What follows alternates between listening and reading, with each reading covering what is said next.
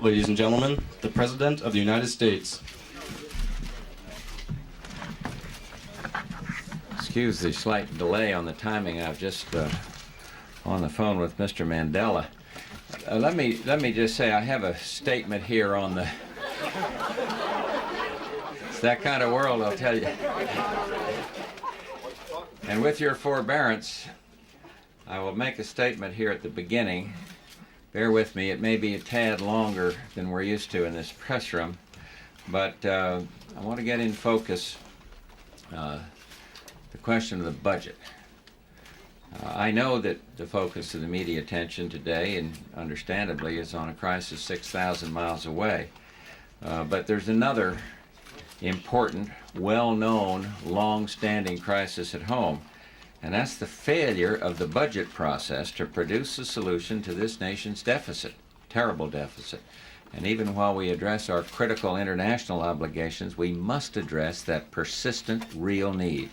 And therefore, I want to just take a few minutes to talk about that. Our current budget, or lack thereof, constitutes a real threat to the economic well-being of this country.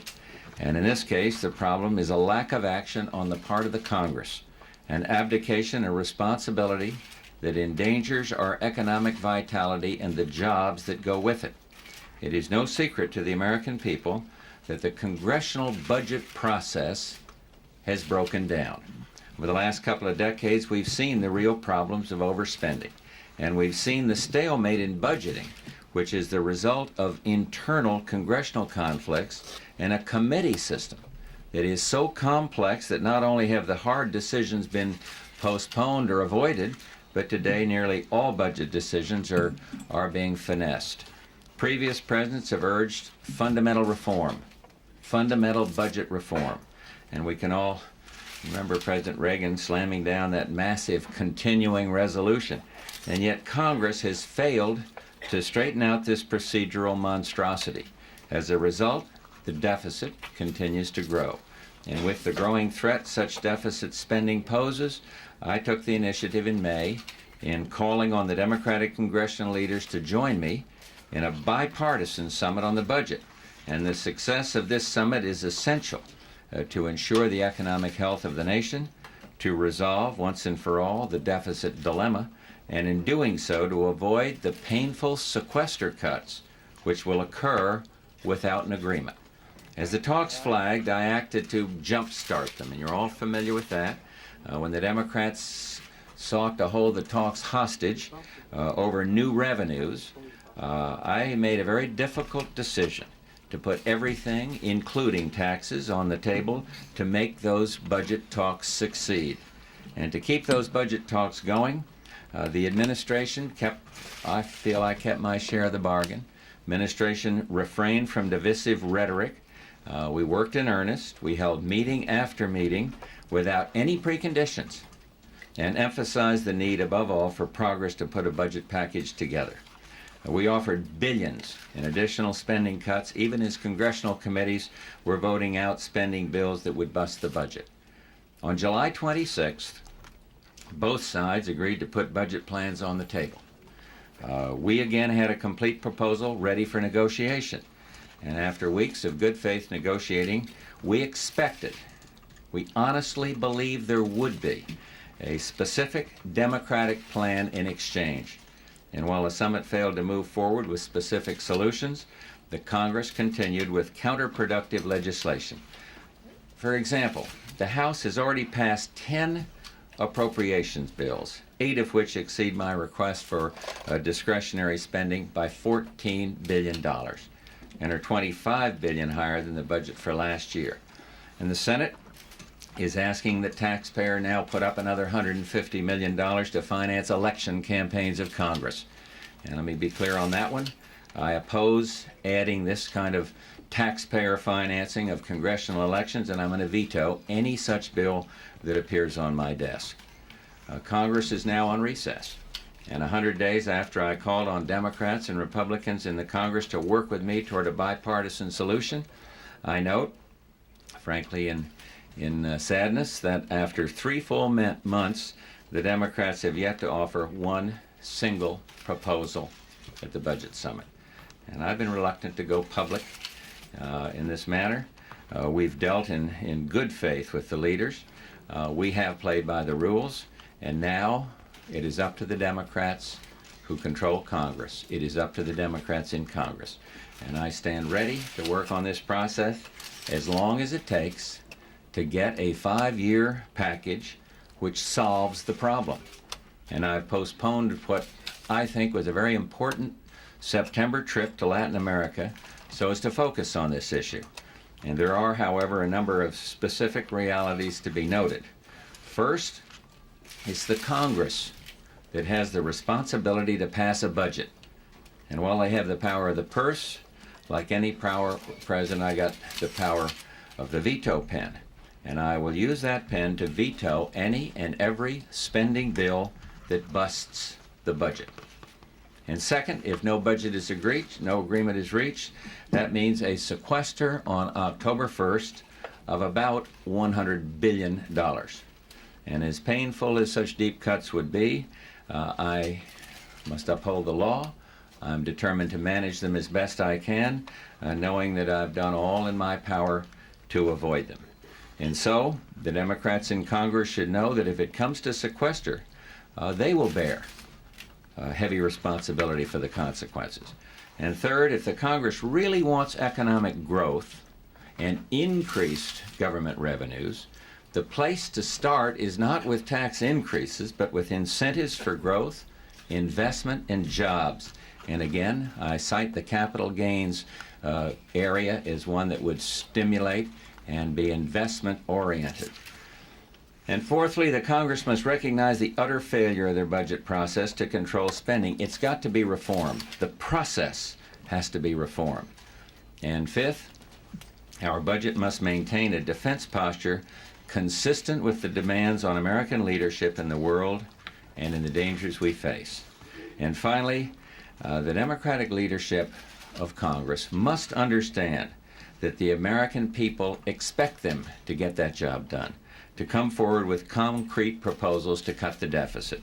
I and the members of my administration stand ready to work with them in meeting these obligations, and I know that it's a complicated time for our country, but it is essential that the American people focus, as they are now on international matters, also focus on the domestic problems we face in terms of budget. And that's why I'm doing this today. Congress will be back soon. I hope we can rejoin these talks and get this budget deficit under control once and for all. Now, I'll be glad to take some questions. Who's the first? Mr. President, I have a two-part question. After successfully internationalizing opposition to the Iraqi aggression through the UN, why did you jump the gun and unilaterally order a blockade, upsetting other members? And two, is the U.S. policy against the annexation of captured lands in the Middle East an across-the-board policy with the U.S.?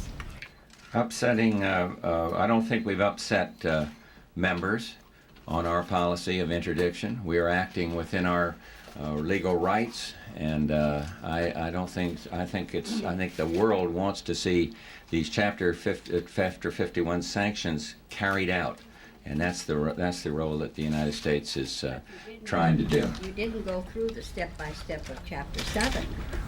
Well, we're doing it the way our attorneys and others around the world recommend, and I think we're doing it properly, and I hope we're doing it to the degree that all ships will turn back if they are in contravention of the UN action. How about the last? Last was, what was that? Opposition to annexation of conquered lands. Well, I can only address myself in the currently. I don't know whether there are any exceptions or not. But I know that annexation, if this is what one calls this invasion of Kuwait, is unacceptable, and it won't stand. Mr. President, Jordan says that it's abiding by the UN sanctions, yet truckloads of goods are rolling through Jordan into Iraq, coming from the port of Aqaba. Do you think that Jordan is subverting the sanctions, and what will you do about it? Well, before I answer your question, I ought to let King Hussein tell me whether, what is happening, and if a country is permitting a flow of commerce, it would be in violation of the sanctions. But he's coming here, and I'll have a chance to talk to him and explain the U.S. view, though I'm pretty sure he understands it clearly. Let me ask you, what do you think about King Hussein's charges that the American forces in the Persian Gulf have created an explosive situation? I don't know what he means by that, but I don't agree with that. I think we are there not to have the situation explosive, but to supplement fully what the United Nations has done in condemning this outrageous aggression. So we'll discuss that one too. It's going to be an interesting conversation, I see, if you're writing his agenda for him. Yes. Why is King Hussein coming when he called to ask you that he'd like to come? And his brother has told reporters in Jordan that one of Jordan's problems is it would suffer so economically if it abided by the sanctions that they complained that they had no guarantees or assurances from the West that Jordan. What can you? Maybe that's what he wants to talk about. I hope it is, because clearly we've always been a friend of Jordan. We've helped them in the past. We'd help them in the future if they fulfill their obligations here. But I can just tell you what he told me on the telephone yesterday. When he called, he said he'd like to come over and talk about the whole situation. There was no agenda. There was no discussion of any support for action of that kind. But you are willing to support him economically or have other countries in the region help him? I think we would, provided Jordan joined these other countries in fulfilling these obligations under the sanctions. Yeah. Mr. President, Go ahead. I'll come over one second. Mr. President, is there any hope at all of a diplomatic solution to this crisis? I don't see it right now, but as the sanctions begin to take effect, and it's going to take a while, I would hope there would be a diplomatic solution to this crisis. The other day when Saddam Hussein offered his proposal, which I realize was totally unacceptable to you, I mean, could that serve as a basis for perhaps some type of negotiation? I don't think just any proposal serves as a basis for negotiation. No, I couldn't. I don't see enough positive elements there to think that would be a basis for a negotiation at all. It was bringing in extraneous problems, and it did not address itself to the fundamental problem, which is that they took over Kuwait and that they got to get out of Kuwait. And they got to let the rightful rulers return to Kuwait. So I don't see that as a, possibility to negotiate from those proposals at all. President, you have ambassadors coming to the State Department, presumably to discuss a UN multinational quarantine or interdiction, whatever word you want. Is it now the policy of the United States to potentially submit to a joint UN command or to reflag U.S. ships under a UN command? That is not the plan right now, but we are talking to see how we can make this naval presence most effective. But what you said there is not the policy of the United States. Well, sir, may I ask, do you consider in any way, there are reports out of the UN that there is some criticism that you have acted unilaterally and perhaps outside your legal authority in the de facto blockade that's going on. Do you consider that you've had your hands slapped, or do you think... No, I don't think so at all. Do you think that and I think we're acting legally. And so this little meeting that was called by Cuba yesterday, it doesn't disturb me in the least. I mean, there can be differences, people can discuss them, but I'm convinced we're acting properly, and we are determined to continue to act in that manner. You see, Paris de Cuellar apparently talked about only the UN, through resolutions, can decide about a blockade, but he also said every country has the right to bring up Article 51, and his Secretary General have nothing to say against it. And we have good opinions that we are acting properly. And I have no intention to change at all. I think it's important that others join in and do their part, which most of them are doing, in their determination to see that commerce does not continue. Yeah, John. Mr. President, given the staggering number in the deficit and the cost of the military operation in the Gulf and in Saudi Arabia, doesn't it make sense that some of the countries that are relying on us will pay some of the cost? I'm thinking, of course, of Japan, Germany, France, Italy. Shouldn't they pay some of the cost of our troops over there? I think that we will find a very cooperative spirit in that regard from countries. I'm convinced from a good talk I had, I think it was yesterday, with Prime Minister Kaifu, that the Japanese are more than ready to entertain proposals along those lines. I've not talked to Cole about that recently. France, of course, has vessels and are spending funds on their own right now. But I think we'll have a cooperative effort here. Some on the financial side, some on the military and shipping side. What about the Saudis themselves? They're the most direct beneficiaries. Yes, I think the Saudis will do their part in helping out along the way. I'm confident of that, and I also would say, the question hasn't yet been asked, that I am also confident that other countries will make up the shortfall in production that comes about from Iraqi oil and Kuwaiti oil not going to market. And I can't give you the details on that, but I've had enough conversations with people around the world, Jim Baker has as well, General Scowcroft, to feel that things are moving in the right direction there. Yeah, John? Still a little confused about King Hussein's mission. When it was first announced, there was this flurry of excitement. Now it seems to be treated rather casually. He's getting in here about 1 o'clock in the morning, Washington time. You're not going to meet with him until Thursday morning in Kennebunkport. He's supposed to have a letter from Saddam. Why the casual nature of this? One, he mentioned no letter to Saddam to me. He may well have it. Secondly, he told me he wanted to come over and see me. I said, okay, how about tomorrow? And he said, well, I'll let you know. So I said, well, call Brent, will you? Because I didn't want to get called at 2 in the morning or whatever it was. So he called Scowcroft, and they agreed that they would meet the soonest. But I think what he indicated, and I don't think I'm violating a confidence, that he would like some time to rest before we had the meeting. And so that was all there was to it, because I would have been prepared to meet with him, now or tomorrow. I think it's important to talk with him.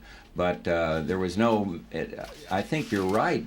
The way it was presented to me by His Majesty was, I want to come talk to you about the situation over here, with no specific, not as a specific emissary of some kind or another. So I made myself available, and I have a long-standing relationship with King Hussein. Some of us have brought out the differences here that are on the table now between Jordan and the United States, and I'd like to see if we can't reduce those differences and eliminate them if possible. So I'm looking forward to seeing him. Can I just ask you about Saddam, this offer he made on Sunday? You rejected it out of hand, but do you feel he blinked a little bit? Are you encouraged at all? Well, one might say that the fact that he took some step, even though they wasn't particularly impressed with the steps, is encouraging. But it seemed to me like a replay of old positions. So I don't want to mislead the American people by saying that I'm heartened by, in any way, by Saddam Hussein's proposals, John. Yeah, Charles, and then Mr. President, Jesse, and then as you assess your budget situation, are you now able to put a cost figure on the operation in the Middle East? Not yet, and I'm going over to the Pentagon. Maybe I'll get a better idea of the numbers there tomorrow, but I don't have any figures for you on that right now. Have you though, inevitably lowered your estimates on what you're going to be able to do in terms of reducing the deficit? Well, I don't know what to lower the estimates in what we can do in reducing the deficit at all. We still stay with 50 and 500 is the targets, 50 billion for the first year and 500 over the 5. But it may cause for a rearrangement in how money is spent, because this is not a freebie out there in terms of the expenditure. But I just don't have the figures to give you. But I don't want to move away from those targets now. Yeah, Jesse, and then Ann. Are you pleased with the support that you've been getting from the Well, let me put it this way. Suppose we set the clock back 5 years, say nothing of 10 or 20, and we had an event of this nature in the Middle East. major unknown and the major area of concern would have been, how would the Soviets react? How would the Soviets view this? What action are the Soviets apt to take? And therefore, now today we don't have that concern, because they have joined in the United Nations in condemning this aggression. And that's a significant difference than from the way it used to be. And it makes the equation much easier to solve. And so far, I am very pleased with the Soviets' reactions. And Jim Baker, I believe, talked to Mr. Shevardnadze as recently as yesterday, and I know he shares this assessment. I'm not saying we have no differences with them, but it is much, much different, Jesse, than it would have been 5-10 years ago. Yeah, follow up and then in. Yes, what did you talk with Nelson Mandela about? Well, what I talked to him about was the apparent breakthrough over there between ANC and Mandela and de Klerk and the government in terms of the peaceful resolution to the problem of how you eliminate apartheid. I talked to him a little bit about the joy we felt in the progress that's been made on releasing prisoners, and that was about it, congratulating him and Mr. de Klerk yesterday on the same progress. It's a very exciting what's taking place there. Ann? Mr. President, the Iraqis have now held Americans for 12 to 13 days. Are you willing to sacrifice those Americans should it come to direct military action? Never willing to sacrifice the life of any American. Sacrifice. No. Do you believe the Iraqis are using those Americans as a shield against potential American? I don't have that. I don't have that feeling now, and I hope I never come to that, because you see difficulty of others getting out, and so it's a. But it's a troubling situation when people are held against their will or delayed from leaving. It troubles me. Their status in your view? Status is inconvenienced people who want to get out, and it's not only them but a lot of others. And I hope that it doesn't become more than that. I have no reason to think at this juncture that it will. But the more we talk about it and the more we speculate about it, the less helpful it is, I think. But I'd like to feel that all foreigners who want to leave Kuwait or want to leave Iraq would be free to do so. And there have been some encouraging statements you heard from their ambassador this morning that make me say, well, let's see. Let's wait and see on that one. Frank. Mr. President, your June 26th statement had specifically said that the points in it were jointly agreed by the Democrats and Republicans. Why do you suppose that the Democrats have not made any proposals other than that, and what other proposals have the Republicans offered? Well, we had a proposal that happened to ease into the public domain there against my best judgment. You know, I'd like to say I have no control over those leakers. And it got out there, and we were still prepared to hand over that proposal in all its detail to the Democrats in accord with their handing us one. But that didn't materialize. And I think there was some politics in it.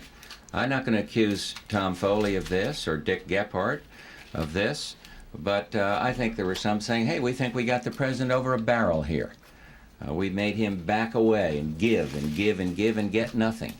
And my view is, well, fine, if that's the game that some up there want to play, but I think the American people understand it is the Congress that has to pass this budget. They're the ones that have the power of the purse. And I sat there and played by the rules, didn't comment on this proposal or that proposal, just as I said. And others did, and frankly, some Republicans as well as Democrats did. But I think what I'm trying to do now is to put it in focus so the American people will understand that it is the Congress that must move now to bring this deficit under control. Yeah, follow-up is this? Other than sequestration, do you have any tools at your disposal to get anything done on this? Well, sequestration is a pretty strong one. and veto is a helpful one. Publicly? No, not now. I still have hopes that we can resume this this kind of symmetry that is essential if you're going to get a deal. And I felt that way when we entered into the deal. And I still feel that way in spite of the fact that I do think there has been some politics rearing its head. Yeah. President, Please go ahead. assuming that Saddam Hussein were to work out some face-saving way to withdraw from Kuwait, he would still be there with a very large army, still presumably intimidating to his neighbors, having invaded once. Given all that, do you think it is possible for this crisis ultimately to be resolved without removing Saddam Hussein from power, and if so, how? All I want to do is see it resolved the way that the world opinion wants it resolved, and then we will worry about the rest of that later on. But the main thing is to have the withdrawal and the restoration of the rulers to their responsibilities. And so it's too hypothetical for me to go into what happens beyond that. But yes, I'd like to feel that that can still happen. And the economic sanctions are just beginning to, Marlon says pinch, I'd say bite. And I think that they're going to be quite effective, more so than in the past. I certainly hope so. So let's just see how all that works. Jerry? Mr. President, if I could go back to the naval interdiction effort for a second. The Soviets apparently are proposing some kind of a joint Security Council command to control the naval interdiction effort. Are you pursuing that in any way with the Soviets, and are you interested in the idea at all? Well, there was originally a I think that was raised to Jim Baker by Shevardnadze, and I don't have any any problem with talking to the Soviets about that. I think it would be a very good thing to have an active Soviet presence to enforce these UN resolutions. All I'm saying is I don't think it is essential that you have a UN flag in order to for countries to carry out their responsibilities. But I'd be somewhat open-minded to talk further along those lines, and Do you think it will be necessary at some point to stop ships going into Aqaba because that is a potential lifeline? I think at some point it might well be. If it's a hole through which commerce flows in an otherwise tight net, I would certainly think that Aqaba should be closed to Iraqi commerce. Yeah. I have a question about the budget, Mr. President. After 100 days of negotiating, don't you think the I'll show you mine, you show me yours strategy is getting a bit silly? And why not just, as president, show some leadership and get ahead, put your proposal on the table and say, here's where I want to go. This is we got one out there, and it wasn't totally on the table. It was kind of oozed out on the side. And all we did was have a bunch of Democrats going after me, going to every special interest, raising hell. And now it is time that the Congress, who has to pass the budget, must pass the budget, get going. I'm still here in a nice, tranquil mood, wanting to discuss it with them. And I will discuss it with them. But I'm using this, you see, we had there's kind of a truce on this abiding by the Marquis of Queensberry's no comment rules. And so we got that during this period of truce. I'm going to put the focus where it belongs and where the American people year after year know it belongs. And that is on the party that controls the United States Congress. And then I'll be here in a reasonable mode come September saying, well, here's our proposals, what's yours, let's go. But it doesn't do any good.